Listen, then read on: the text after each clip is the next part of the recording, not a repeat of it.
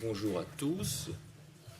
Alors, pendant que je vais mettre la présentation, ouais, c'est bien celle-ci, je vais déjà remercier l'ESP de l'Académie de... Attendez, je fais deux choses en même temps, normalement ça ne marche pas. Voilà.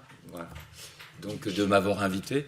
Est-ce que tout le monde m'entend? Parce que voilà, ça, je vais peut-être m'approcher du micro. Et en particulier Michel Després pour l'organisation de cette journée. Alors vous voyez le titre ici là, donc, de mon intervention. Bon, j'espère qu'il va être à la fin de ce que je vais dire un petit peu plus clair. C'est un petit peu l'idée. Alors je vais me présenter. J'ai fait une thèse en 2010 sur la direction de Marie-Jeanne Perrin et de Denis Butelaine. Avant, j'étais enseignant en collège et en lycée, puis après, j'étais formateur. Et je suis encore formateur, donc à partir de 2005. Et mes recherches actuelles portent vous voyez, sur l'évaluation des connaissances sur le nombre des élèves du cycle 2, que je mène avec Nadine Grimpin dans un dispositif de l'IFE qui s'appelle Léa, que vous connaissez peut-être, et donc qu'on fait à Montreuil. Le deuxième sujet de recherche, c'est sur l'utilisation des manuels scolaires. Je suis intervenu à la conférence de l'UNESCO il y a 2 ans, presque 2 ans maintenant. Donc c'est avec Marie-Vonne Priolet, donc je continue aussi à travailler sur cela. Et je suis donc dans le laboratoire de didactique André Revuse, comme Frédéric Tempier, et je parle beaucoup avec lui, avec Marie-Jeanne Perrin, avec Catherine Houdement, Marie-Lise Pelletier, j'en oublie certainement, Christine Chambris, etc. Et Nadine Grappin aussi qu'il y ait. Voilà. La commande, elle a été aussi de voir comment les choses de la recherche, ce qu'on a fait pendant toutes ces années, arrivent finalement dans les classes.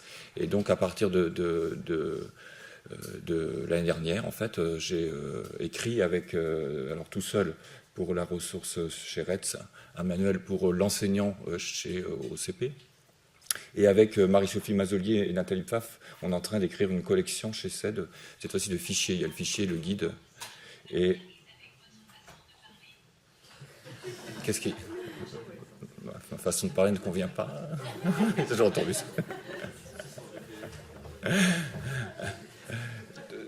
Voilà, donc on avait écrit le CP et le CE1, donc qui sont actuellement qui sont diffusés, et on est en train d'écrire le CE2. Et ça va aller normalement aussi sur le cycle 3. Alors, le plan de la présentation, je suis désolé, je suis un peu obligé de... Ça aurait été bien de me mettre comme ça, parce que je suis obligé de tourner la tête. Du coup, on m'entend plus là. Bon, bref, je suis désolé d'être obligé un peu de tourner la tête pendant que je m'adresse à vous. Donc, il y aura 3 parties. Il y aura la position du problème en classe relativement rapide, mais à mon avis, il est important de voir pourquoi il y a un problème en classe. Parce que tout à l'heure, on a parlé des évaluations au niveau PISA. Je ne suis pas sûr qu'on arrive tout de suite à résoudre ce problème, parce qu'en fait, PISA, c'est quand même plutôt pour le collège. Hein, donc voilà. Bon, ça veut dire que si ça marche, ce qu'on fait, il va falloir attendre si on veut du CP jusqu'à un collège au moins 9 ans. Donc, il faudra peut-être avertir le ministère que les résultats vont pas être immédiats, on va dire. Hein. Mais bon, on met les choses en place.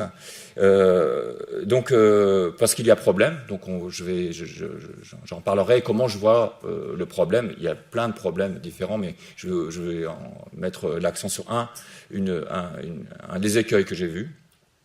Ensuite, donc, il y aura des éclairages théoriques sur la numération qui seront relativement brefs, mais qui peuvent montrer en quoi, justement, ça peut éclairer le problème, afin de fournir des outils après. Alors, des outils pour l'enseignement, donc on reparlera des manuels, mais aussi pour la formation, et j'indiquerai quelques pistes pour la formation à ce sujet-là. Je vais essayer de faire pas trop long pour qu'on puisse discuter beaucoup après. Et donc j'ai demandé à ce qu'on me dise à un moment donné si c'est pas trop long, pour que laisser beaucoup de place à la discussion derrière. Alors on va commencer par le problème. Alors tout le monde tous on est habitués aux classes, et on est habitué aussi à cette peut-être ce que vous repérez, ce que c'est le zyklotron de CapMat. Alors je prends de cet exemple-là, ce n'est pas du tout pour dire que c'est bien ou que c'est mal. Je dis simplement pour voir ce qui se passe actuellement, quel problème ça pose. Et je prends une situation qui est plutôt considérée comme une bonne situation pour l'apprentissage à ce niveau-là, et voir que même, entre guillemets, les bonnes situations posent quelques soucis. Et ces soucis-là, on pourrait peut-être les regarder peut-être d'un autre œil. C'est pour ça qu'on est chercheur, normalement, c'est qu'on retrouve des choses un peu nouvelles, sinon ça ne servait pas à grand-chose. Alors le zyklotron, pour ceux qui, beaucoup d'entre vous ont certainement vu ce que c'était, donc on doit commander le petit robot, là il manque des boutons, puis on commande des boutons, et au début on en commande un certain nombre, donc on les compte, puis après pour obtenir les boutons, ils sont sous forme de 1 ou sous forme de plaque de 10. Et donc les élèves doivent remplir des bons de commande pour commander les boutons pour pouvoir réparer le zyklotron. Donc il en faut juste ce qu'il faut. Voilà. Donc voici au bout de 2 séances quelques productions d'élèves. C'est-à-dire qu'ils avaient chacun des zyglotrons différents. Donc, par exemple, il faut 45 boutons. Et donc, la commande, voyez ce qui se passe. Alors, je ne vais pas détailler, mais c'est quelque chose de relativement courant. Bon, et pour l'instant, on n'a pas encore regardé les écritures chiffrées. Hein. On est avant l'apprentissage des écritures chiffrées, puisque c'est le but de la séquence. Donc, il arrive ça. Il arrive parfois qu'il y ait des réponses qui soient correctes, hein, mais ce n'est pas forcément le plus courant. Et justement, mon exposé va permettre de comprendre pourquoi ce n'est pas si courant que ça, alors que ça semblerait une certaine évidence. Alors, au bout de la séance, 4e séance, l'enseignant indique carrément le nombre de boutons. Donc, il en faut 42, c'est écrit en haut. Et là, je vais vous présenter ce qui s'est passé à la fin. Et elle s'est assurée, en circulant parmi les élèves, qu'en fait, ils y répondent tous 4 paquets de 10 boutons et 2 boutons, tout simplement parce qu'à chaque fois, elles encouragent, elles questionnent si leur réponse est fausse, et ainsi de suite. Donc, on arrive enfin avec ce bon que tout le monde a. Et le but, c'est maintenant de donner du sens aux écritures chiffrées. C'est-à-dire de savoir, en fait, est-ce qu'ils voient que dans ce qui est écrit en haut, eh bien, ils voient qu'il y a le 4 et le 2 qu'il y a en bas. Parce qu'ils n'ont pas procédé comme ça. Et on verra tout à l'heure des vidéos comment ont procédé les élèves. Alors, voilà ce qui arrive en fin de séance. On va lancer la vidéo. Donc, ça s'est fait il y a déjà quelques temps, mais bon, je pense que ça ne va pas changer grand-chose. Et ça a été au mois de mars, en fait, dans une classe de CP, par quelqu'un qui est une formatrice, qui est experte, en fait, ici. Ce n'est pas du tout une enseignante débutante. Quentin, qu'est-ce que tu as dit après?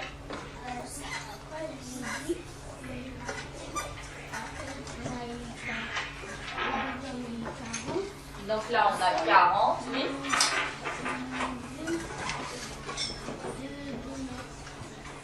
Pour avoir 42 gommettes, quand on a 40, il en manque juste 2, qui vient de dire, je répète.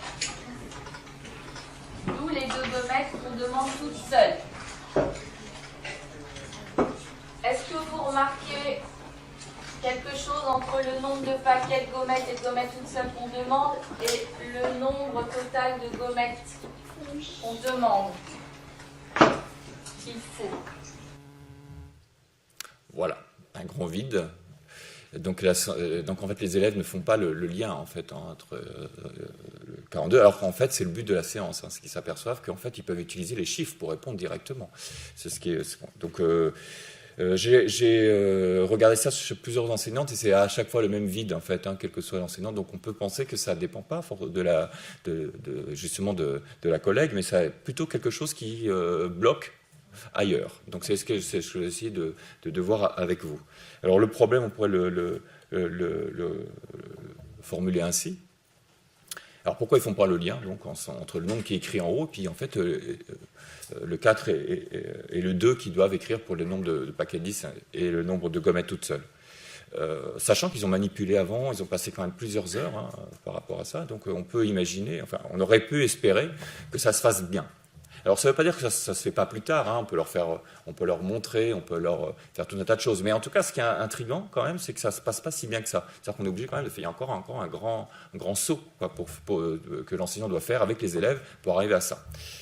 Sachant qu'on a quand même fait au moins 4 ou 5 séances, parce qu'il y a une séance intermédiaire, on a quand même beaucoup insisté là-dessus, donc ça commence à être coûteux en temps, cette affaire-là. Donc il va falloir essayer de trouver peut-être quelques moyens pour peut-être aller un petit peu plus vite. Alors c'est ce que j'essaie d'exposer avec vous. Pour avoir des éléments de réponse. Alors pour avoir des éléments de réponse, je vous propose de faire un détour par l'étude de ce que sont les énumérations. Parce qu'en fait, il y en a 2 ici qui sont en jeu, et très souvent, en fait, on en enseigne une, c'est la même. Et en fait, dans mes recherches, ça m'a surpris parce qu'au début de mes recherches, je ne m'attendais pas du tout à ça.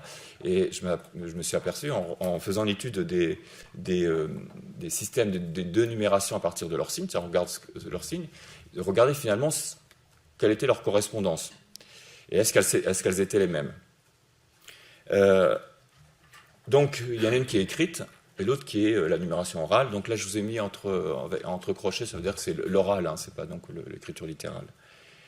La question qu'on se fait, ce qui se fait d'ailleurs couramment dans l'enseignement, c'est en fait, est-ce qu'on pourrait avoir un lien avec la décomposition qui est dite de polynomiale sous forme mathématique, donc 4 fois 10 plus 2. Quel est le lien? Parce que finalement, ce serait le lien ici qu'on pourrait avoir entre les deux. C'est-à-dire essayer de trouver comment les deux, finalement, se rapprochent à ces principes mathématiques. Alors, la recherche montre qu'effectivement, quand on regarde les signes, le 4 et le 2, on ne peut pas, vu comme ça fonctionne, on ne peut pas les interpréter autrement que 4 fois 10 plus 2 au niveau mathématique. Par contre, pour la numération orale, c'est totalement différente. Alors, la flèche qui est pas en gras montre justement que le lien est moins important. Ce qui est le plus important, c'est le lien, en fait, quand on dit 42, parce que le 42, il arrive dans une numération orale. Il n'est pas besoin de rappeler que les numérations orales, elles ont existé bien avant les numérations écrites chiffrées. Et donc, il n'y a pas vraiment de raison d'y revoir, de la numération écrite chiffrée. Et en fait, elles sont plus dans une acception ordinale du nombre. C'est-à-dire que 42, c'est vu comme le 42e mot de la comptine numérique. Ça, c'est pour tous ceux qui ne font pas ils ne repèrent pas qu'il y a des choses qui sont régulières. Quand on repère qu'il y a des choses qui sont un peu régulières dans la comptine numérique, en fait, on peut s'apercevoir, on entend 20, 30, 40, et qu'évidemment, ça se répète, 2, 3, 4, 5, 6, 7, 8, 9. J'y reviendrai tout à l'heure. Et à ce moment-là, on peut voir plutôt 42, et c'est plutôt, à mon avis, l'interprétation qu'on va voir qui est la plus fidèle au niveau de l'étude scientifique, mais aussi au niveau de la conception des élèves, c'est de voir 2 après 40. C'est-à-dire qu'après 40, ils repèrent et ils continuent par 2. Et de voir que c'est 40 plus 2, alors là, on peut le voir au niveau mathématique, éventuellement, mais au niveau de la conception des élèves, c'est complètement impossible en CP. Je veux dire, ils n'ont même pas abordé les problèmes additifs, ou à peine. Donc, voir que c'est 40 plus 2, et donc, d'ailleurs, j'imagine que tout le monde a fait, si vous n'avez pas fait l'expérience, je vous conseille de le faire, de demander à certains élèves combien ça fait 40 plus 1. Et que, ils ne savent pas. Ils ne sont pas capables de dire que ça fait 41 directement. Alors, il y en a qui sont capables de le faire, quand même. Mais ça veut dire que c'est quelque part, s'ils ne le font pas tous, c'est qu'il y a un vrai souci. C'est-à-dire qu'ils ne le voient pas comme étant une addition, ils le voient plutôt, la numération orale, comme étant quelque chose d'ordinal, qu'on récite. J'y reviendrai par rapport à ce qui se passe d'ailleurs à la maternelle par rapport à cette numération orale. Et si on va dans l'autre sens, c'est-à-dire on se pose la question de la structure mathématique, de la décomposition polynomiale, est-ce qu'elle est en lien avec comment on pourrait l'interpréter au niveau de la mise en signe avec une écriture chiffrée. Alors autant avec le 4 et le 2, ça se passe très bien, effectivement, il y a un lien qui est assez fort, mais il peut y avoir d'autres écritures chiffrées. Alors le X, il représente en fait un symbole, c'est pas multiplié là. 4 groupes de 10 en fait, et 2, avec le 4 et le 2, donc c'est du côté le côté gauche de l'écran, c'est les numérations écrites. Donc ça se passe plutôt pas trop mal, même s'il y a d'autres façons d'interpréter 4 fois 10 et 2. Donc d'ailleurs, on en a vu dans l'histoire, il y en a eu tout un tas d'autres façons de le faire. Par contre, du côté oral, 42, ça colle pas très bien en fait. Pourquoi 4 fois 10 plus 2, on l'appellerait 42 ? Par contre, on pourrait, si vraiment on veut dire quelque chose au niveau de 4 fois 10 plus 2, certainement, ça serait plus proche de certaines numérations, on dit 4, 10, 2, comme des numérations plutôt asiatiques. Donc en fait, ce qu'il faut retenir ici, il me semble, c'est qu'en fait, il y a une grande dichotomie entre les deux numérations, déjà au niveau mathématique, et après, il y a une autre différence qui est, à mon avis, fondamentale, c'est qu'il y en a une qui est écrite, ça c'est peut-être idiot, mais l'autre qui est orale, et en fait, ça ne fonctionne pas pareil, parce qu'autant l'écrit, il persiste dans le temps et dans l'espace, donc on communique avec l'écrit, autant l'oral, il est fugitif, on l'entend. Et je pense que ça, c'est aussi quelque chose qui différencie extrêmement les deux numérations.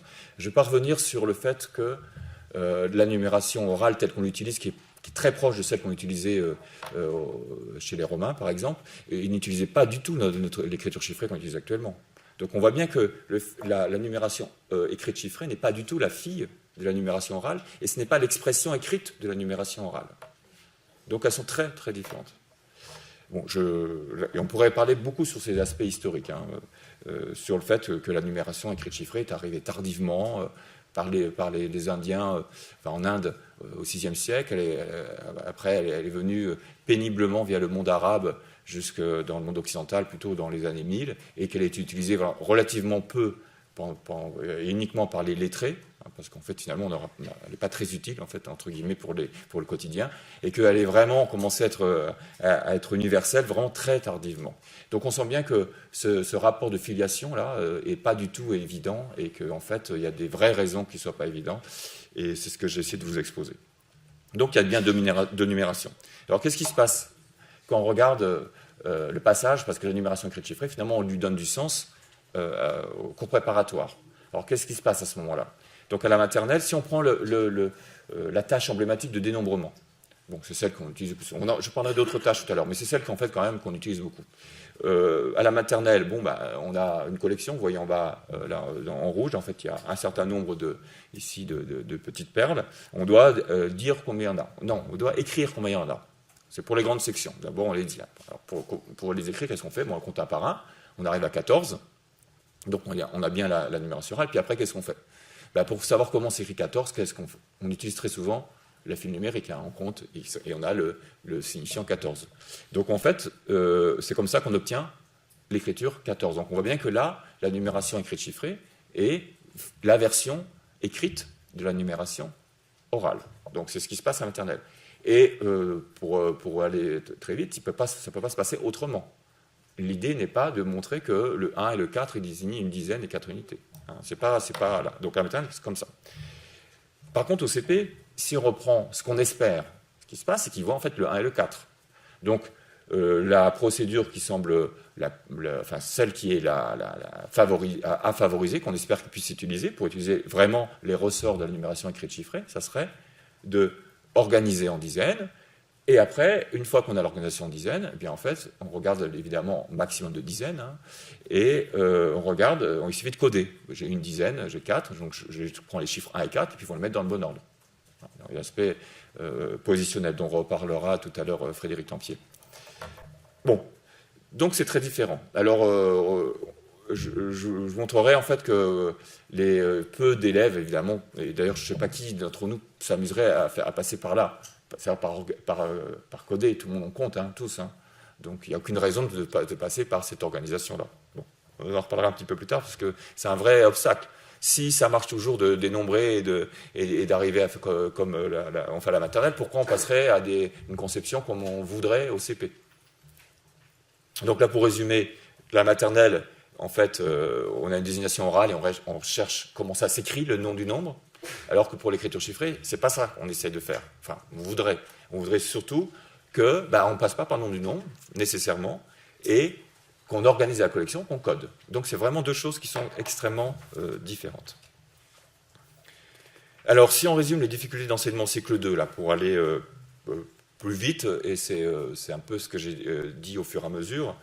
Donc, à l'école maternelle, donc on conceptualise le nombre via essentiellement la numération orale. Bien sûr, il y a d'autres tâches où on ne fait pas forcément intervenir la numération orale, mais en tout cas, elle est très très présente. D'ailleurs, quand on parle du nombre, on a du mal à parler autre chose que du nom du nombre. Vous avez vu donc l'emploi de l'écriture chiffrée, finalement, est comme traduction du nom des nombres. Il y a beaucoup de tâches de dénombrement, et on utilise beaucoup la comptine numérique, orale. Donc. Au CP, l'idée, c'est de savoir comment on va conceptualiser le nombre, cette fois-ci via l'écriture chiffrée. Alors, il y a quand même deux écueils. Un écueil qui est absolument, à mon avis, fondamental, c'est que les élèves, tout le monde le sait, qu'au CP en France, ils apprennent à écrire la langue. Donc, pourquoi ils n'essaieraient pas d'écrire aussi les mots, les noms des nombres? Or, on a vu que ça, c'est un vrai problème, parce que les écritures chiffrées ne sont pas la version écrite du nom des nombres. Or, pendant toute l'année, on leur dit qu'il faut faire comme ça. C'est-à-dire qu'en fait, quand on entend quelque chose, on l'écrit. Donc on voit bien dans la polyvalence du métier ce qui peut venir d'une manière très très forte. En plus des injonctions, il faut quand même à la fin de l'année que les élèves sachent lire et écrire. Donc on voit bien que c'est quelque chose qui est porteur. Et comme l'enseignant met toujours ça, que c'est quelque chose qui est important, on va le voir tout à l'heure sur une vidéo, nécessairement ça va porter toujours son enseignement. Donc deuxième chose qu'on peut remarquer, c'est qu'on travaille très souvent sur l'énumération. D'ailleurs, dans le langage, tout le temps, on dit la numération. Personne ne dit l'énumération, je veux dire. C'est-à-dire que On sent bien qu'il y a bien deux choses différentes, mais en fait, on a quand même quelque part l'idée qu'il y en a un qui est la version écrite de l'autre. Bon, un peu bizarre, on écrit des chiffres plutôt qu'avec des lettres, mais bon. Voilà. Dernière chose qu'on peut remarquer, c'est qu'en fait, ce qui se passe très souvent, c'est qu'on décrypte les écritures chiffrées qui sont déjà là. C'est-à-dire qu'en fait, elles existent déjà, et on n'essaie pas d'essayer de leur donner du sens en les construisant. Alors là, ça peut être un peu embêtant, parce que si elles sont déjà là, ça veut dire que déjà, chez les élèves, elles ont un sens. Or, ce sens, on l'a vu, il est fort probable qu'il soit le sens embarqué par la numération orale. Donc voilà les écueils. Ici, on peut développer, là, l'exemple de 42, ce qui peut arriver, ce qui est relativement traditionnel. Par exemple, l'écriture chiffrée 4-2, on essaie de dire un peu ce que ça veut dire. Donc, on peut dire que c'est fait, bon, on l'entend, alors on passe par l'oral, ça se dit 42, bon, et voilà. On entend 40 plus 2. Bon, 40 plus 2, bon, ok, voilà, c'est ça. Bon. On peut faire l'inverse, on parle de l'oral, 42, bah oui, vous savez, ça s'écrit, quand on entend 42, c'est du français, donc on entend 40 plus 2. Bon, alors là, c'est un peu bizarre. Bon, on va pas vraiment écrire 40, on va écrire 4, parce que 40, ça fait passer à 4. Donc hop, on enlève le 0. Bon, et ça marche. Ça marche en même temps. Hein. D'ailleurs, les élèves, il y a peu d'élèves qui font en CP, qui utilisent ça, qui font des 3 chiffres. Ça revient plus tard. Bizarrement. Mais au CP, on sait qu'on n'a que des nombres à 2 chiffres, donc on ne va pas s'en mettre 3, vous voyez, donc c'est un contrat. Mais plus tard, ça revient parce que voilà, on ne se souvient plus trop, et on a des nombres à 3 chiffres, donc pourquoi pas celui-ci, pourquoi il n'aurait pas 3 chiffres, ainsi de suite. La dernière chose, c'est que la file numérique, finalement, quand on fait la file numérique, elle porte quoi comme numération? La numération orale ou la numération écrite chiffrée? Si c'est la numération orale, pourquoi on écrit avec des chiffres? Oui, il peut y avoir quand même quelque chose qui peut apporter la confusion, même si l'enseignant, il le sait, quelque part, sans que ce soit forcément quelque chose d'explicite, mais il le sait. Mais est-ce que pour l'élève, lui qui a vu que la numération orale, c'est si explicite? C'est moins sûr. Donc voilà quelques petites difficultés. Alors là-dedans, est-ce qu'on y retrouve facilement nos 4 dizaines? Et puis est-ce que c'est super, vous voyez que il y a 42 et 4 dizaines, c'est génial, quoi. Mais pourquoi, en fait, dans le 4 et le 2, vous voyez, on ne voit pas trop le rapport entre le 4 et le 2 et le 4 dizaines directement. C'est ce que je vous ai montré dans les extraits vidéo. Alors, si maintenant, bon, ok, il y a un écueil au niveau de ce qui a été signalé ici par la recherche. Maintenant, en même temps, si tout se passe bien, chez les élèves, dit bon, c'est-à-dire qu'on arrive à surmonter cela. Donc, il n'y a pas de souci. Donc, on a été voir quand même du côté des connaissances des élèves, savoir ce qu'ils connaissent. Alors, j'ai mené des recherches, nous avons mené des recherches depuis 2010, donc c'est juste après la thèse, avec mes collègues formateurs, mes collègues chercheurs et mes collègues professeurs des écoles, donc il y a Nadine Grappin, là, que je cite, Nathalie Pfaff et Elsa Prigent qui est là, ici, présente. Et on a travaillé avec beaucoup de professeurs des écoles, des dizaines, et des centaines d'élèves. Donc en fait, bon, on a vu des choses, donc je vous en fais part. Donc voilà, un petit état des lieux. Je vous propose de regarder simplement l'évaluation début de CE1, c'est-à-dire qu'en fait, tout le CP est passé, c'est la première ou deuxième semaine de CE1. On a fait des évaluations en 2013 et 2014. On a une population que j'ai appelée T, parce qu'on verra tout à l'heure une autre population, qui est une population test, lambda, où il y a 266 élèves. Et le but, c'est de savoir s'ils savaient lire et écrire les nombres, hein, parce qu'institutionnellement, il faut quand même qu'ils sachent le faire, et puis bon, c'est aussi utile, hein, et même pour les mathématiques. On a regardé du côté du dénombrement, puis la compréhension aussi des écritures chiffrées. Alors le côté aspect positionnel, aspect décimal, ça sera développé par Frédéric Tempier tout à l'heure, il vous en reparlera, mais voilà, il y avait ça dedans. Alors je vais simplement vous montrer sur les choses quand même qui importent quand même l'enseignant, les parents et tout le monde, c'est qu'à la fin quand même, il faut que les élèves ils sachent lire, écrire. On voit les résultats, qui sont... Je vous laisse le faire. Vous voyez, le regarder, pardon. Vous voyez que, bon, évidemment, le 75, bon, 18%, voilà, c'est pas terrible. Mais bon, il y en a quand même 72% qui ont réussi. Il faut voir les choses positives. En France, on voit souvent les choses négatives. Regardons les manière positive. Quand même beaucoup d'élèves qui s'en sortent avec cette affaire-là. Bon, avec les écueils qu'on connaît qui sont de la langue.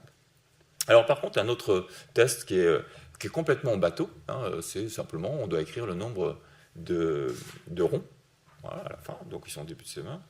Et puis un autre test, cette fois-ci, ils doivent dire le nombre de carrés, et vous avez vu que cette fois-ci, c'est organisé déjà en dizaines, donc ils le savent, les élèves, et donc ça va se faire en temps limité. Ici, parce qu'évidemment, autant dans le premier, on peut faire du comptage un par un, que dans le deuxième, comme c'est en temps limité, on n'aura pas de temps à compter. Donc on va essayer de pouvoir tester si ils vont mobiliser la dizaine. C'est déjà important de mobiliser. Comment ils mobilisent la dizaine, on verra tout à l'heure. Mais mobiliser la dizaine, on sent bien que c'est quand même important pour la numération écrite chiffrée. c'est déjà un pas qui est plus important que par rapport à la numération orale, où c'est simplement, on dit la comptine au fur et à mesure. On ne voit pas forcément la dizaine dedans. Alors, en ce qui concerne les réponses, voilà les taux de réponse exacts. Donc, vous voyez, là, c'est pour les 53 ronds. Bon, là, je vous laisse apprécier si vous trouvez ça formidable ou bien, ou moi, je ne sais pas, je ne me rends pas très bien compte, hein, finalement. Mais bon, ils s'en sortent pas si mal. À un ou deux près, on voit que c'est pas, ça va. Voilà. Alors, ceux qui ne répondent pas très bien, que ce soit dans l'un côté ou de l'autre, enfin, surtout du côté de la collection non organisée, c'est très souvent dû à des problèmes d'énumération. C'est-à-dire qu'en fait, ils en comptent plusieurs fois et que des fois, ils n'ont pas ces procédures-là. Et ça, c'est un souci de maternelle. Ça serait un autre enjeu sur l'énumération, de savoir qu'on prend juste... voilà. Pour le deuxième, on voit qu'il n'y a que 37% qui ont réussi. Donc, c'était là où il y avait la nécessité d'employer la dizaine. Alors, je vais aller directement pour comparer justement cet emploi de la dizaine sur les deux. Alors, vous avez là la comparaison, parce qu'on a regardé, même pour le premier, si ils utilisaient la dizaine. Donc, ils étaient que 29% à utiliser la dizaine, ici, pour compter. Alors, remarquons tout simplement aussi quand même quelque chose de très particulier, ça s'est fait, je ne vais pas insister beaucoup, mais on peut avoir des résultats très différents si c'est l'enseignant qui le fait dans sa classe, etc. Enfin, vous voyez, il y a plein de choses qui se jouent, et là, on est en première semaine de CE1, alors on peut dire qu'il y a les vacances, etc. Bon, après, on peut dire quand même qu'ils ont évolué, il pourrait avoir sur ça des connaissances encore plus affirmées, mais il y a aussi une histoire de contrat, et on arrive en classe à nouveau, est-ce que le contrat c'est de faire des dizaines? C'est pas si clair que ça, peut-être au début de CE1, donc on compte, et ça marche bien de compter en fait, ça marche plutôt bien de compter un par un. Tous ceux qui savent compter un par un, je vois pas pourquoi ils le feraient pas. Nous-mêmes, honnêtement, moi je trouve qu'il n'y a que les professeurs des écoles qui font des dizaines, et quand on voit, et encore quand on les voit en formation, parce que quand chez eux, voilà. Donc ce qu'il y a quand même, vous voyez, un espèce de mythe, quand on a une grande quantité, c'est les dizaines qu'il faut faire. Bon. C'est surtout utile pour vérifier, pour des choses. Et puis c'est surtout utile parce que l'enseignant le demande. Et puis voilà, c'est très bien. Par contre, dans l'autre, on peut voir l'emploi dizaine. Ici, donc, il est voilà, 42%. Donc là, ça questionne sur cet emploi à la dizaine. Alors, on ne sait pas en plus comment est employé la dizaine. Peut-être dans la discussion, on en parlera un petit peu plus. C'est qu'on ne sait pas, par exemple, s'ils ont utilisé la dizaine en faisant 10, 20, 30, 40 jusqu'à 70, 75. Et après, à partir du nombre, ils ont traduit. Ou ils ont fait 1, 2, 3, 4, 5, 7 dizaines et 5. Et vous voyez que c'est complètement différent, parce qu'il y en a qui restent dans la numération orale, quand même élaborée, et l'autre qui, en fait, qui utilise les ressources de la numération écrite chiffrée. Mais c'est quelqu'un qui fait 10, 20, 30, 40, 50, 60, 70, 75, et qui traduit avec un 7 et un 5, ça ne veut pas dire qu'il ne sait pas faire l'autre. Nous, on est capable de faire les deux, voire de compter un par un si on a envie. Donc ça ne veut pas dire qu'on ne sait pas faire les deux. Mais on peut se poser la question, quelle est quand même on va dire, la procédure qui va être majoritaire à ce moment-là. Alors voilà donc les résultats. Donc si on fait un petit bilan très, très rapide, bon, moi je trouve que, enfin bon, après chacun voit selon les chiffres, moi je trouve qu'il y a plutôt une bonne connaissance de dire écrire dans les classes. C'est plutôt quelque chose de bien réussi. Bon, sur les connaissances, sur le dénombrement contrasté, je vais dire, bon, c'est peut-être dû à l'énumération. Bon, l'histoire de l'emploi à la dizaine, c'est plus ou moins voilà, utile. Donc ça peut toujours se poser, voilà, on peut toujours poser des questions par rapport à cet emploi de la dizaine. Par contre, sur la compréhension des écritures chiffrées, le fait qu'il n'y ait que 42% qui arrivent quand même au test, on peut se dire qu'au pire, ils n'arrivent pas quand même à utiliser la dizaine. 58% ici. Sur un test de 266 élèves, dans ce contexte-là. Alors peut-être, il y en aurait des résultats différents selon le lieu. Ça paraît, mais en tout cas, ça montre quand même une difficulté conceptuelle, à mon avis, assez importante. En tout cas, le fait qu'en arrivant en CE1, il me semble qu'en fait, la numération orale est encore extrêmement prégnante. Et que même le but c'était d'écrire, c'était pas de dire. Alors qu'il pourrait passer quand même par des choses au moins au niveau de la dizaine pour la numération écrite chiffrée.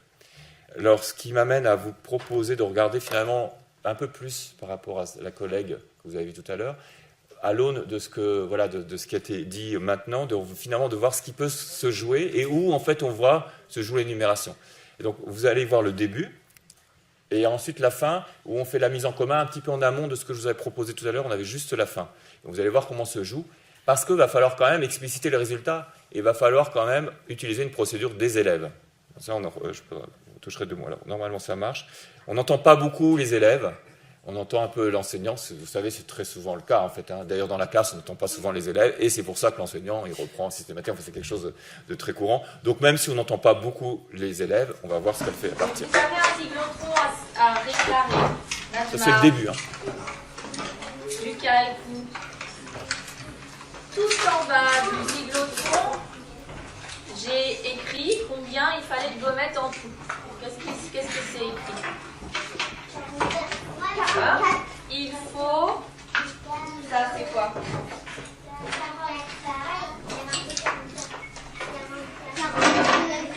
Alors, ça, la famille des nombres qui commence par le quart, c'est la famille des 40. Et après, il y a écrit 2.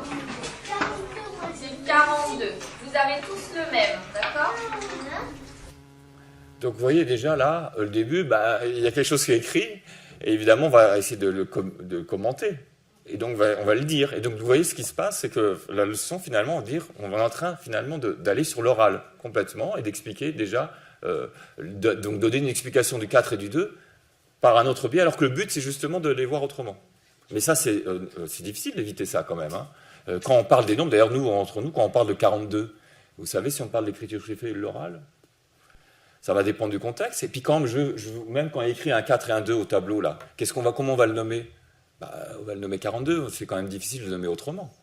Donc on voit bien que dans les échanges d'une manière naturelle, c'est quand même très prégnant, d'autant que l'enseignant il va apprendre à lire, à écrire, à voir ce qu'il y a sur les feuilles. Donc déjà, on va enclencher quelque chose qui est une concept, en tout cas des connaissances sur la numération orale. Donc, c'est peut-être pas si étonnant que derrière, finalement, on utilise la numération orale, parce que finalement, c'est celle qui, en plus, c'est celle qu'ils connaissent. Alors, je vais vous montrer peut-être la suite. Alors, je ne sais pas si ça va marcher. Ça, c'est la même, donc je ne sais pas. Voilà ça. Donc, ça va être la fin cette fois-ci, mais un petit peu en amont de ce qu'on a vu tout à l'heure. Égal 40. Et alors, c'est vrai, hein? C'est vrai, 10 plus 10 plus 10 plus 10, ça fait 40. 10 et 10, ça fait 20, et 10, ça fait 30, et 10, ça fait 40. Donc vous voyez ici, cette fois-ci, l'enseignante essaye de justifier la réponse, non pas par rapport au matériel, mais par rapport à la langue, à nouveau. Et alors la langue, mais on essaie de mettre de l'écriture chiffrée dedans. C'est pour expliquer les 4 dizaines qui sont écrites au-dessus. On prend la procédure, pourquoi on a obtenu 4 dizaines. Enfin, oui, 4, je ne sais pas si c'est des paquets de 10, je crois, à ce moment-là. Et on peut se regarder 10 et 10, 20, et 10, 30, et 10, 40. Donc on est vraiment sur la comptine des dizaines. Bien sûr, elle suit bien son chemin, elle veut faire apparaître que dans 10, 20, 30, 40, on a bien 4 dizaines. Donc elle essaye par rapport à ça. Donc on voit bien quand on a l'habitude, on utilise ce que font les élèves. Donc elle ne peut pas s'amuser à utiliser autre chose. Mais elle essaye d'aller vers un bon élève, ici, qui aurait trouvé une procédure qui servirait son projet sur l'écriture chiffrée. Alors la suite. Pourquoi tu lui as dit ça, Quentin? C'était une bonne idée de lui expliquer ça. Pourquoi tu lui as dit ça? Parce que c'était vrai. Ouais. Parce que c'est vrai, dit le petit. Des paquets de combien? De 10. Hein? Là, on voit qu'il y a des paquets de 10. Et on en voit combien des paquets de 10? C'est la même vidéo, non? Hein, si je les compte, ça fait 1. Non, je n'ai pas passé la vidéo là. C'est pas la même? Ah, je le remets là. Attendez, hop, je vais essayer d'arriver au bon endroit. Ça tombe bien parce qu'il faut supprimer les vidéos au moment de la captation là. Des paquets de 10. Hein, si je les compte, ça fait 1 paquet de 10, 2, 3, 4 paquets de 10. Elle réécrit. 4 paquets de gommettes. Excusez-moi, donc c'est mon commentaire d'avant qui avait anticipé sur ça, pardon. Donc voilà, et la fin c'est la même, donc je la remets simplement pour voir en fait la tentative de l'enseignante de faire apparaître dans le 4 et le 2, en fait 42, le 4 et le 2. Donc là on a 40, oui.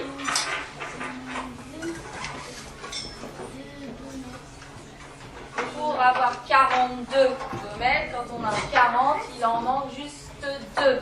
Il vient de dire, je répète. D'où les 2 gommettes qu'on demande toutes seules. Est-ce que vous remarquez quelque chose entre le nombre de paquets de gommettes et de gommettes toutes seules qu'on demande et le nombre total de gommettes qu'on demande. Bah non. Qu'il faut. Voilà. Mais donc maintenant, il faut se débrouiller. Donc elle a arrêté la séance et puis elle a essayé de réfléchir et elle a trouvé quelque chose la fois d'après, puisque c'est une enseignante experte et donc il sait comment à ce moment-là se fait. Donc j'ai vu ça plusieurs fois. Donc on voit donc les difficultés, hein, parce que là l'enseignement il semble tout à fait adapté et en fait c'est difficile pour les élèves parce qu'on convoque vraiment quelque chose d'ancien, la comptine numérique. Alors ce que je vous propose c'est donc d'explorer de nouvelles pistes et à partir de cette question, parce que c'est bien beau de dire ça, mais est-ce qu'on peut faire autrement, en fait, que ça? Alors, est-ce qu'on peut enseigner les écritures chiffrées sans partir de la numération orale, et avec plutôt des tâches qui vont favoriser la procédure d'organisation-codage que je vous indiquais tout à l'heure là pour le CP, plutôt que le dénombrement un par un, on va dire, ou même par dizaines. Et en fait, parce que quelque chose d'important, il ne s'agit pas de mettre une numération en avant et, pour perdre l'autre. Hein, donc l'idée, c'est d'avoir les deux numérations. Donc c'est comment on va articuler ces deux numérations. Donc à partir de ces questions, je vais indiquer quelques principes sur lesquels je... Ah, celle-ci. Non, mais on a 30 secondes là, pour l'écrire. C'est bien aussi d'avoir des notes à la fin et quand on les prend, c'est bien aussi. J'aime bien aussi.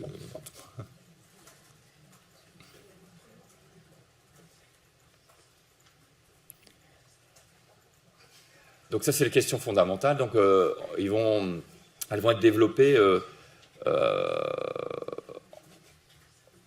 avec 4 principes. Donc quand je vais énumérer les 4 principes, il ne s'agit pas de dire qu'il n'y a que ça. On utilise beaucoup de choses qui existent déjà, hein, et il faut articuler tout ça, il y a plein d'autres choses, il y a des problèmes, il y a plein de choses à faire. Hein. Mais là, c'est simplement, je vous montre plutôt les principes novateurs par rapport aux choses anciennes. Hein.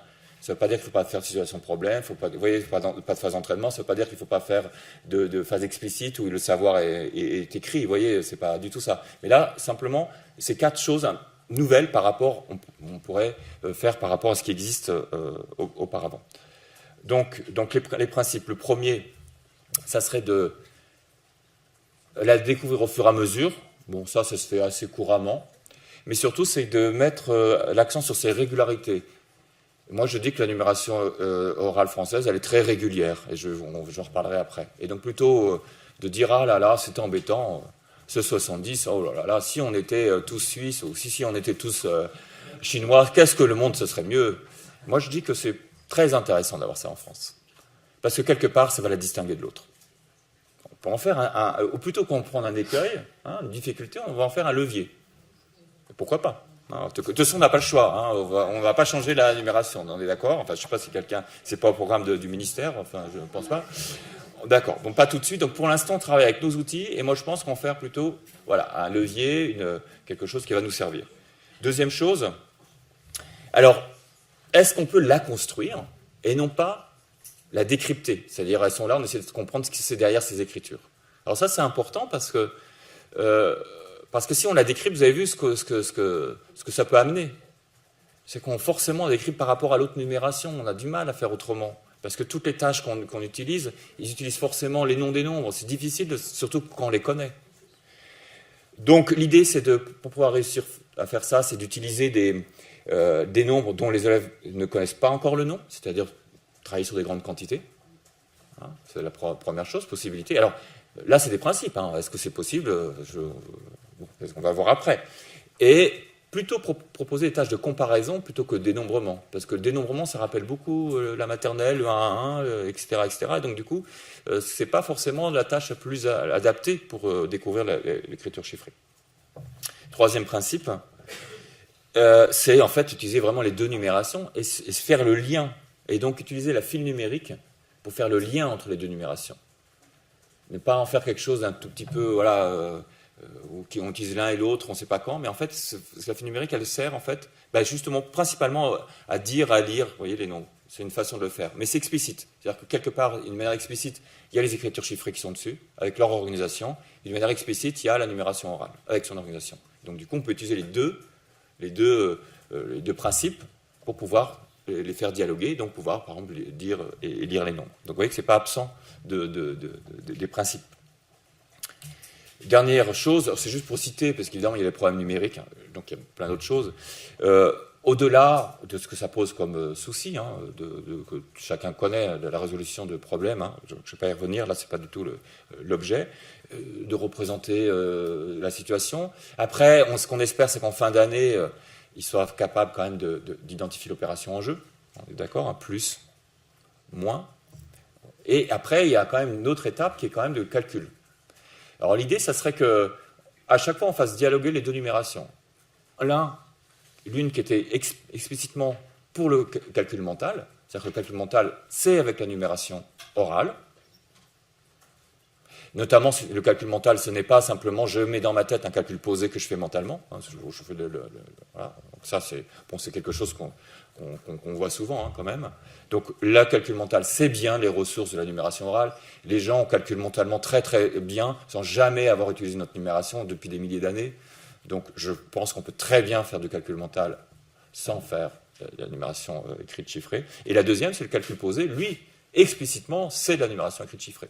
D'ailleurs, je ne vais pas le développer, mais en fait, si on utilise l'écriture chiffrée, imaginons qu'on ait 28 plus 53 à faire. Eh bien, il suffit de représenter 2 dizaines et 8 unités, 5, que je n'oublie pas, 5 dizaines et 3 unités, puis il suffit après de regrouper à nouveau, vous voyez, les 11, en faisant une dizaine. Et après, il suffit de coder. Donc, organiser, coder, on peut très bien faire des additions uniquement avec les ressources de l'écriture chiffrée sans savoir dire le nom des nombres. Et ça marche très bien. Après. Ce qui ne veut pas dire qu'à échéance, qu'on ne va pas un peu tout utiliser. Hein. Nous-mêmes, de temps en temps, on ne sait pas trop bien si on utilise l'un ou l'autre, les deux, et ça mélange, d'accord. Mais à un moment donné, au début des apprentissages, ce serait bien, à mon avis, de distinguer les deux, pour qu'on ait bien deux... voilà. Alors l'idée de faire dialoguer ces deux numérations, ça vient du jeu de cadre de Régine Douady, qui a déjà mis ça en place depuis 1984, mais pas forcément sur la numération. Hein. Donc on fait dialoguer les choses. Une autre façon de le dire, c'est que pour mieux comprendre ce que c'est, enfin je ne sais pas si c'est d'ailleurs mieux de le dire comme ça, le signifié, il faut deux signifiants. Parce que si on a un seul signifiant avec un seul signifié, vous voyez, en fait, le signifiant, il embarque tout ce qu'il a dedans pour le signifier. Et donc ça n'éclaire pas d'autres aspects du signifié. Enfin, si on parle entre de désignation et de nombre. Voilà. Donc c'est un peu l'idée. Et à mon avis, ça c'est absolument fondamental, y compris pour des bons élèves pour PISA. Ça servira aussi. Ça servira aussi, par exemple, pour à ce que les élèves comprennent qu'un nombre, ça peut s'écrire sous la forme de fraction. Ah oui, c'est un nombre. Ça s'écrit avec des virgules, c'est aussi un nombre. C'est d'autres désignations. Il n'y a pas que le nom du nombre qui existe. Il y a d'autres façons. Et quand on a deux systèmes qui sont clairement différents, ça veut dire que j'ai déjà deux désignations. À mon avis, ça c'est fondamental au-delà du nombre entier. Alors, comment ça s'est ici donc incarné dans ce qu'on a fait ultérieurement. Voilà ce qu'on peut mettre en avant. C'est la comptine numérique. Vous le voyez ici, là, les mises en programmation là, avec les périodes. D'insister sur la grande comptine jusqu'à 20, beaucoup hein, en première période.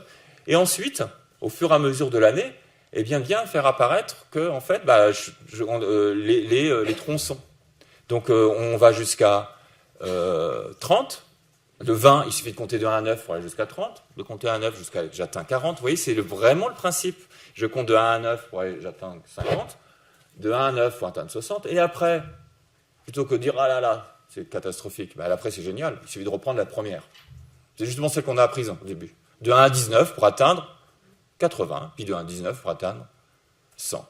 Eh bien, cette comptine, elle est très, très régulière. C'est pas incroyable. D'autant qu'on reprend finalement la première comptine au début. Sachant que les élèves ne peuvent pas distinguer l'arrêt à 10.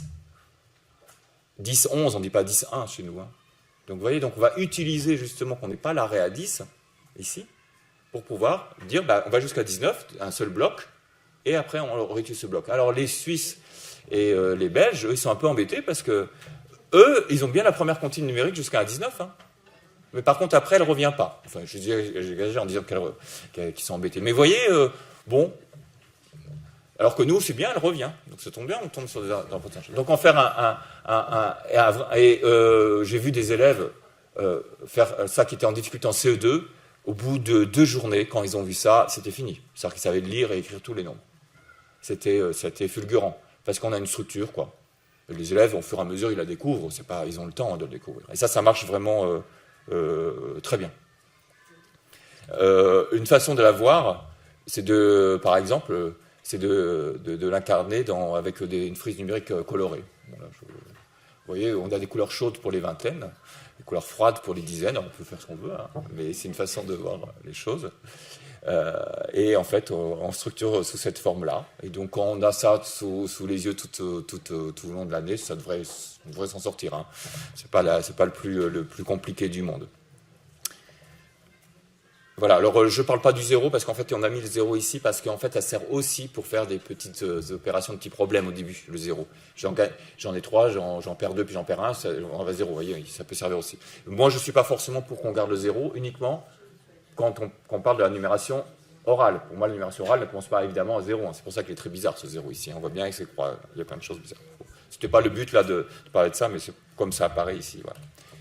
Alors, maintenant, pour la numération écrite chiffrée, je vais vous développer 2 possibilités. Et une qui vient directement de l'ingénierie que j'ai indiquée dans ma thèse, à la fin de l'unième chapitre de ma thèse.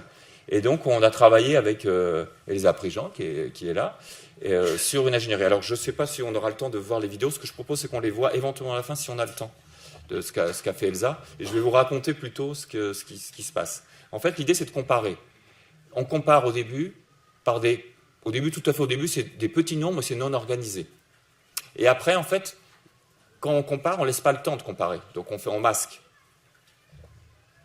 Alors, je ne sais pas si ça va arriver là. Vous voyez ? Hop. Et puis, on doit savoir, hop, où il y en avait le plus. Évidemment, on n'a pas le temps on bloque le comptage. Et donc, la solution, et ça, on le découvre avec les élèves, donc c'est une situation problème. La solution pour résoudre ce problème, d'arriver à le comparer rapidement, c'est d'organiser. Et là, si j'organise, si je recommence à cacher et que j'organise, c'est bon, je peux répondre directement. Donc on a bien une situation problème là, qui résout ce problème d'organisation et qui permet de mettre en jeu le groupement. Pour les petits nombres, groupement par 5, et puis évidemment pour les nombres plus grands, ouais, donc là ici, on cache. Alors où il y en a le plus ? C'est ça qu'on pose comme question. Comme on est passé pendant plusieurs semaines, parce que c'est une activité ritualisée qu'on fait donc tous les jours, ça prend du temps, et bien en fait, les élèves qu'il va falloir des groupements. Alors au début, par exemple pour ici, ils font des groupements par 5, mais il y a trop de groupements par 5. Il va falloir trouver une solution. Donc la solution qu'on va voir, et qui peut être amenée aussi par l'enseignant, c'est pas grave, parce que l'important c'est que ça résout le problème. Si on met les 2 groupements par 5 ensemble, ça fait un groupement par 10 et ça marche. Ça tombe bien parce que ça marche plutôt bien pour les nombres jusqu'à 70, 80, parce qu'on voit assez bien. Donc finalement, on s'en sort pas mal que pour la numération à 2 chiffres en CP. Donc on compare. Donc vous voyez là, ici... Pardon ? Et donc ici, donc, ils sont organisés par 10. Voilà. Donc on peut comparer quand même, on peut laisser le temps de comparer. Et après, quelque chose de très important que je n'ai pas signalé au début, mais qu'on va voir ici, c'est qu'il faut valider. Alors on valide soit en parlant, en termes de dizaines et d'unités, c'est une façon de faire. Frédéric en parlera beaucoup de ces dizaines d'unités. Puis il y a une validation, à mon avis, qui est fondamentale, qu'il faut faire très longtemps avec certains enfants. Merci. C'est une validation un par un, voilà, qui existe déjà à la maternelle, et à mon avis, qui est absolument fondamentale. Donc en fait, on les fait un par un. Alors comme c'est un peu long, évidemment, on fait 10 par 10. Et puis on regarde ce qui reste à la fin. Donc on va découvrir là où il y en avait le plus. Ah ben voilà, c'était à droite. Donc on pouvait le voir comme ça. Et l'important de cette validation, notamment dès le début, c'est qu'on n'a pas besoin d'indiquer le nom du nombre. Toujours, on a la bonne réponse et on ne passe pas par le nom du nombre. Vous avez vu tout à l'heure qu'on travaille le nom du nombre, mais sur d'autres séances, pas en même temps au début.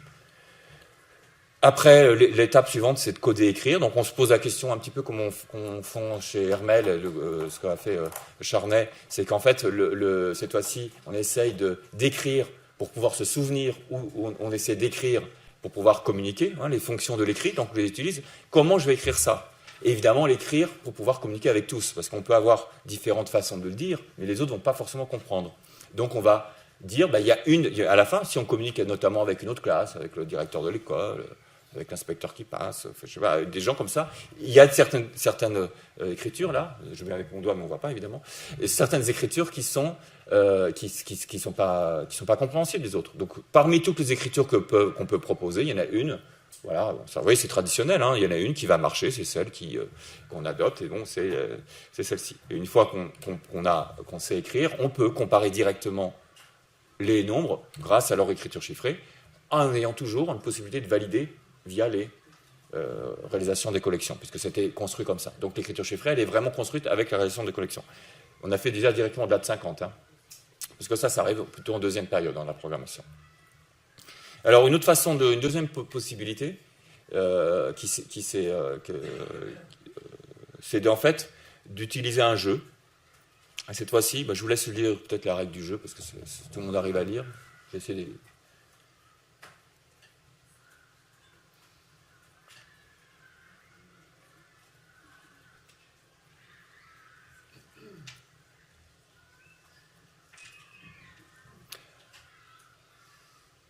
Bon, tout simplement, enfin, c'est un jeu qui est très simple. Hein. Simplement qu'à la fin, ils ont qu'on apprend, qu'on ritualise, hein, toujours pareil, donc avec des cartes au début. Puis évidemment, ils collectent des jetons, puis après, ils doivent savoir qu'il y en a le plus. Donc on voit bien qu'au début, la comparaison se fait terme à terme, par exemple. Il y en a certains qui vont compter. Mais quand les collections augmentent, et notamment quand on met la carte 10, ce qui va être intéressant, c'est que déjà, on fait apparaître la dizaine, parce qu'en fait, c'est long de prendre une dizaine, vous voyez, dans le jeu. Donc l'idée, c'est de préparer des dizaines, parce que ça va être plus court. Et donc, c'est une solution pour, cette fois-ci, pour faire avancer le jeu, la dizaine. C'est pas le même ressort que tout à l'heure. Donc, voilà. Et puis, à un moment donné, se pose la question, donc on arrive en semaine 12, c'est savoir, finalement, comment on va écrire. On va comparer. Plutôt que comparer avec le matériel, on peut déjà comparer avec les cartes, hein, par exemple, ou le matériel. Donc, voilà, la comparaison, hein, c'est traditionnel. Donc, on va il y a la réponse, hein, qui est en dessous, là. Donc voilà, donc on compare par dizaines, et après va se poser la question un petit peu après. Cette fois-ci, c'est le même jeu, sauf qu'il va falloir écrire.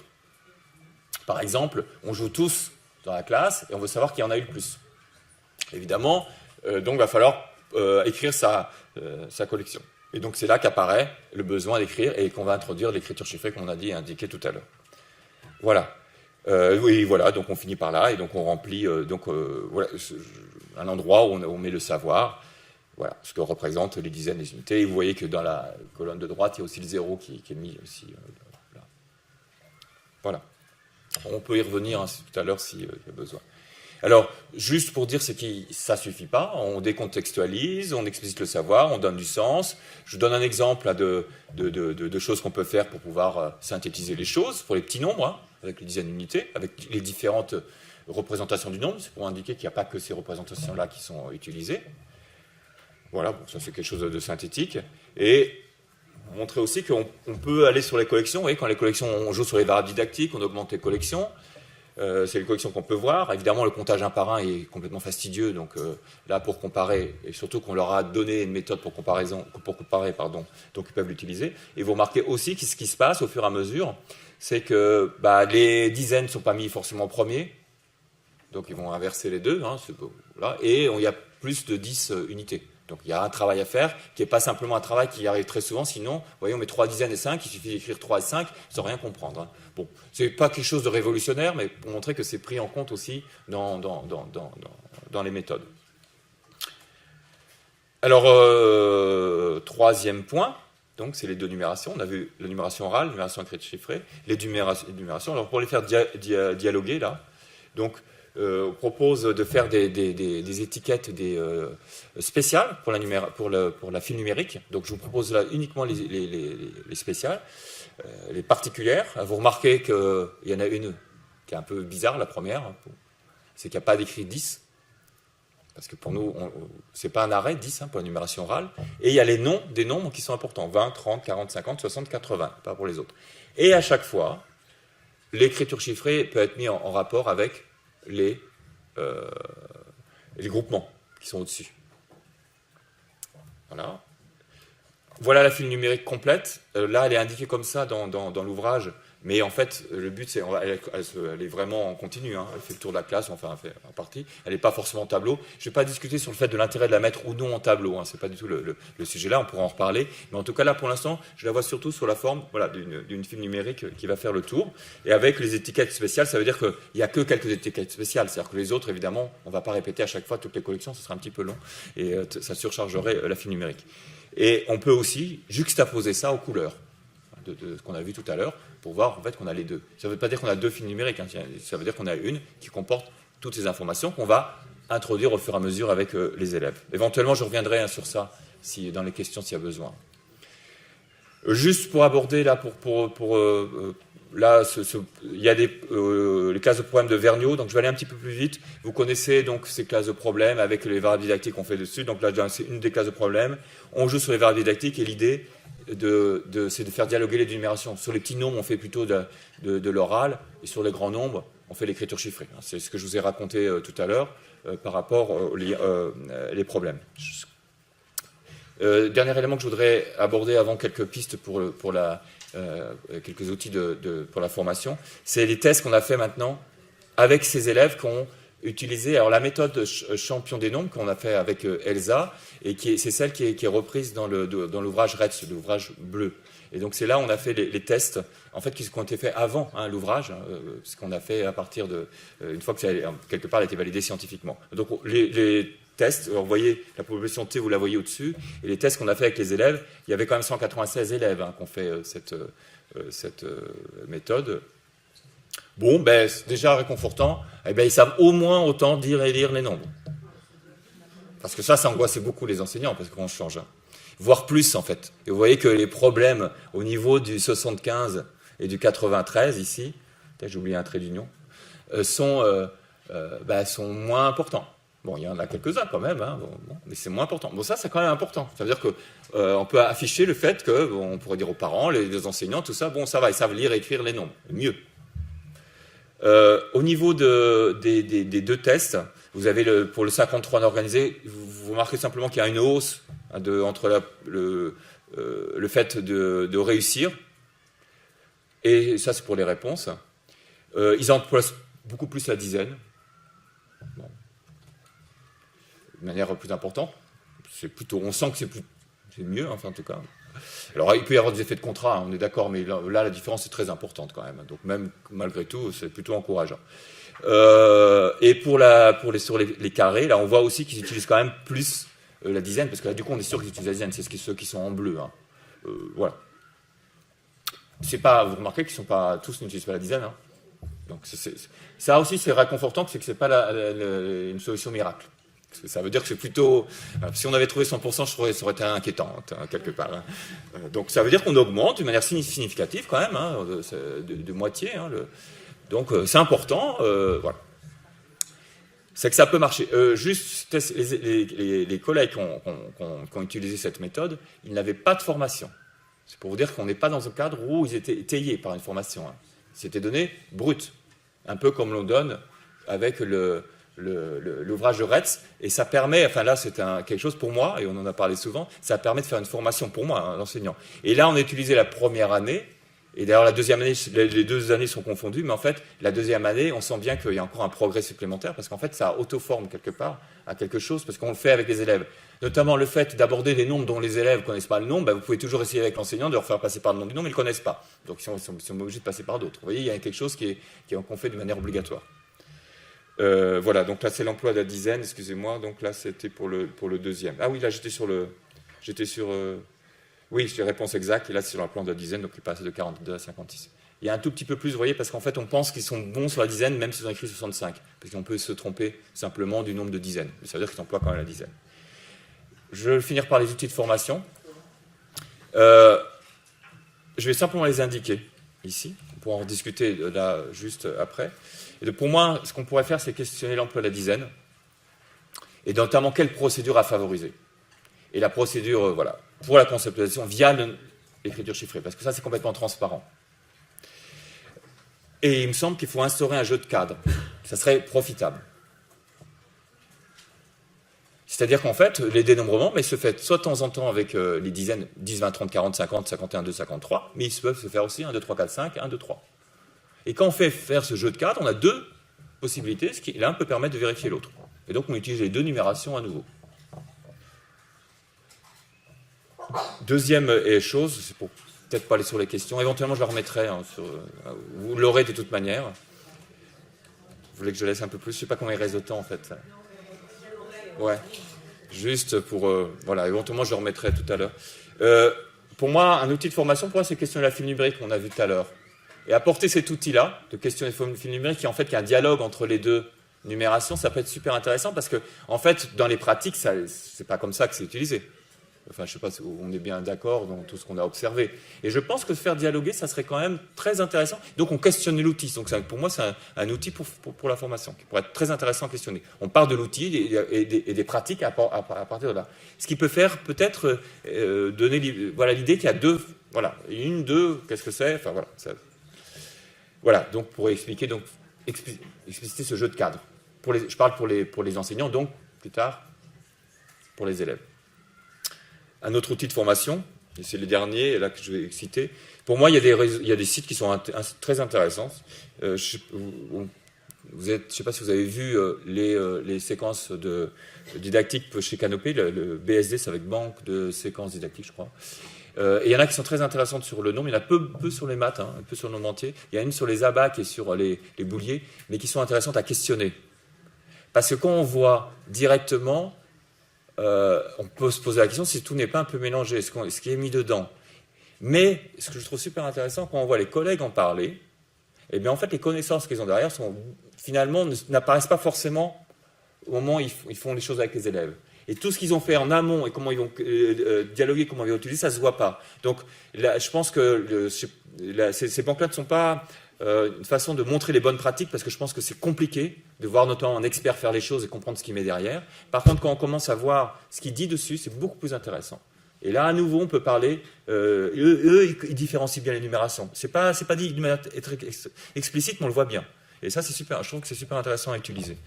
Le site de Frédéric Tempier qui est dessus, je trouve qu'il est bon. Allez voir, c'est vraiment très... Voilà, c'est un outil de formation, à mon avis, qui est très, très efficace.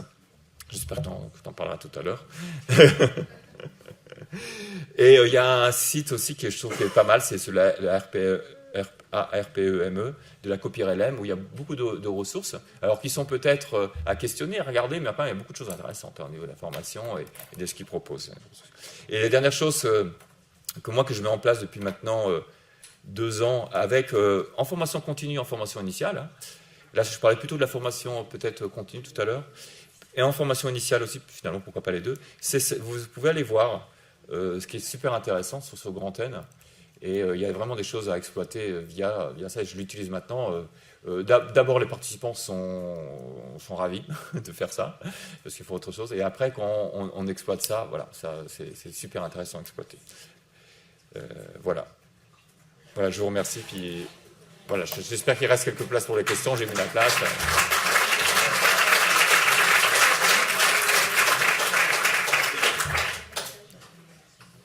Je ne sais pas combien il reste de temps, du coup, j'ai dû dépasser. 5-10 minutes. Ouais. Peut-être on peut vous entendre.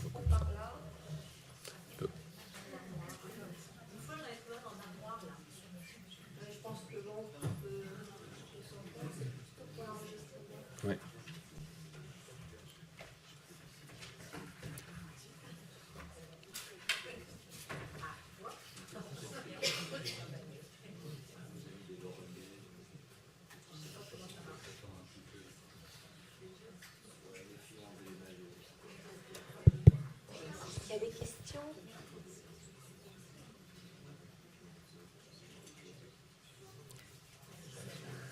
Alors, j'avais mis une place aux questions. Je voulais juste savoir entre la population T et les CDN, combien de séances? C'est-à-dire alors, population T, en fait... Oui, mon collègue va répéter pour je voulais juste savoir, entre la population de départ et les résultats de la population CDN de fin, ouais. Combien de séances ont été mises en place? C'est qu'en fait, ce sont les élèves des mêmes établissements qu'on a testés en même temps. Il y avait la population champion des nombres qui avait fait donc l'ingénierie. et les autres qui n'avaient pas fait, parce qu'il n'y avait qu'un certain nombre de classes qui participaient. Donc en fait, ce qu'on ne contrôle pas dans la population T, même c'est les mêmes établissements, il y en a beaucoup, mais on ne sait pas ce qu'ils ont fait en OCP. On est juste en première année. Mais on est sur 266 élèves. Par contre, on est sûr qu'ils n'ont pas fait ce qu'on nous on leur proposé. Par contre, on ne peut pas savoir ce que pourrait donner une autre méthode. L'idée, c'est pas en fait de comparer les méthodes par rapport à ce qu'ils ont fait. Donc, je ne sais pas ce qu'ils ont fait. Hein. Ils ont été en CP. Et voilà. Et donc, les résultats début CE1. Et les autres, tout ce qu'on sait, c'est qu'on sait ce qu'ils ont fait en CP, la population champion des nombres, et voilà ce que ça donne. Par contre, on n'a pas été non plus voir comment chaque enseignant, même si on a des données dessus, on fait pour faire pour passer les séances qui lui avaient été proposées dans la population champion des nombres, qui est l'ingénierie qui est issue de la recherche et qui a été traduite dans RETS, et c'est donc le premier, vous avez vu, avec les comparaisons là. Donc je ne sais pas si ça répond à la question. Et donc du coup, l'idée, c'est pas de comparer les méthodes par rapport à ça. C'est plutôt de dire que ce qui est donné là, finalement dans un milieu lambda, et c'est parce que c'est les mêmes établissements. Et ça, c'est pas pire. Ça dure une année, quoi. Alors, oui, l'enseignement, il dure une année. Ils ont fait tout le CP avec ils ont appris le nombre uniquement avec cette ingénierie complète. Bon, il y avait même la géométrie, etc. Mais c'était autre chose. Ils avaient en fait ils avaient un genre de manuel complet les enseignants. Je ne sais pas si ça répond vraiment à la question.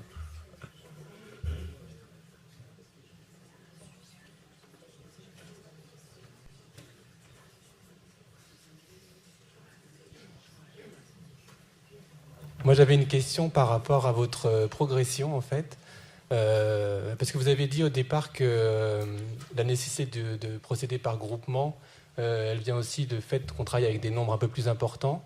Et puis la progression que vous proposez, on est dans 20, 30, 40 au fil de l'année. Et puis on voit aussi qu'il y a d'autres méthodes qui proposent de travailler avec des nombres au-delà de 100 dès le CP et dès le début. Alors en fait, là, je me suis mal exprimé, le 20, 30, 40, c'est uniquement pour la numération orale. La progression. La numération écrite chiffrée, en fait, ils l'ont dès la période 2 à la fin. Et c'est qu'à partir de là, donc ils ont toutes les écritures chiffrées de la période 2, donc ils ont de 1 à 99.